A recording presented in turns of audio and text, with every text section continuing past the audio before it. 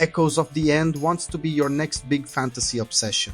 A sweeping action-adventure with a tragic heroine, ancient ruins, cinematic cutscenes, and combat that practically screams, "Hey, remember God of War?" But here's the real question: is this a worthy epic, or just cosplaying Kratos' armor?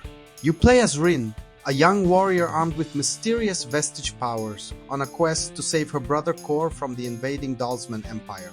Standard setup: sibling kidnapped, family trauma, magical destiny. You've seen this story before.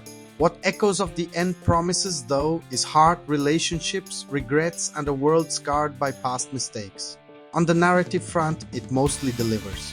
Critics agree that Rin and her companion Abram carry the story with solid writing and strong performances.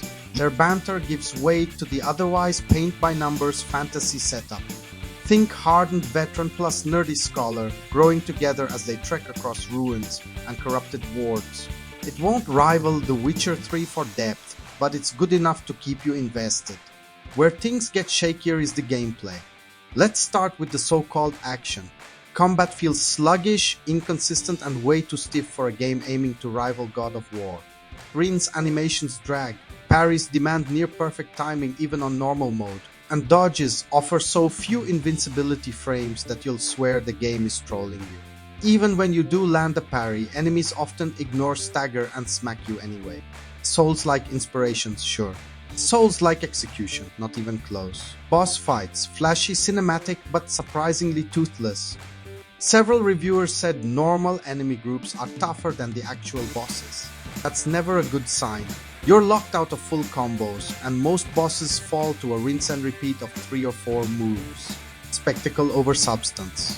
Now here's the twist. Combat does get better once you unlock Rin's full suite of vestige powers. Pulling enemies together, slamming them into the dirt, chaining elemental blasts. When everything clicks, you feel unstoppable. The problem: it takes hours to get there, and by then, you've already slogged through clunky fights and cheap deaths. Meanwhile, puzzles steal the spotlight. Echoes of the End quietly shifts genres, playing less like an action-adventure and more like a puzzle game with some combat on the side. Sliding bridges, magical dials, time-bending mechanics, it's all surprisingly varied and often well-designed. Critics across the board pointed out that puzzles are the game's strongest feature. At their best, they fit the world naturally. At their worst, they're tedious busywork that halt momentum dead in its tracks. But make no mistake, if you came here for non-stop combat, you're in for a lot of lever pulling. Platforming, serviceable but janky. Expect shimmying across walls, double jumps, and the obligatory mudslide escape sequences. Think Jedi Fallen Order on an off day. It works, but don't expect precision platforming bliss. Visually though, Echoes of the End is gorgeous. Sweeping vistas, ancient ruins, waterfalls lit with magical light. When the game isn't hitching or stuttering, it looks AAA all the way. On PS5 it mostly holds up, on PC performance is rough. Frame drops, texture pop-ins, enemies literally spawning in your face. One critic even dropped the settings to potato mode and still got stutters.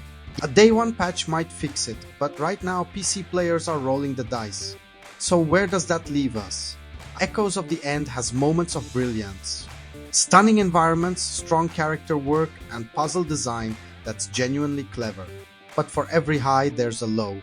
Combat that feels stiff and unpolished. Boss fights that fizzle, puzzles that drag, and performance issues that yank you out of the immersion. The comparisons to God of War are unavoidable, and honestly, they hurt the game more than they help. Where Santa Monica's combat is fluid, here it's clunky. Where God of War trusts players to discover puzzle solutions, Echo spoon feeds hints until the eureka moment is gone. Where Kratos feels powerful, Rin feels like she's wading through molasses, at least until you finally unlock her full moveset. At Veteran Game, here's the take. Echoes of the End is a beautiful, ambitious AA project that plays like a solid Game Pass weekend pick. Worth trying, worth appreciating, but not the blockbuster fantasy it clearly wants to be. If you love puzzles and can stomach jank, you'll find plenty to enjoy. If you came for fluid combat and epic boss fights, you might walk away disappointed. So here's the debate for the comments. Would you rather a game nail combat but stumble in story, or vice versa? And bonus round, how much God of War DNA is too much before a game loses its own identity? If this kind of no BS breakdown is your jam, hit subscribe to Veteran Game. And if you've ever rage cover a bad parry window, toss a like so the algorithm shows mercy. Because if Echoes of the End proves anything, it's this: sometimes the echoes don't live up to the source.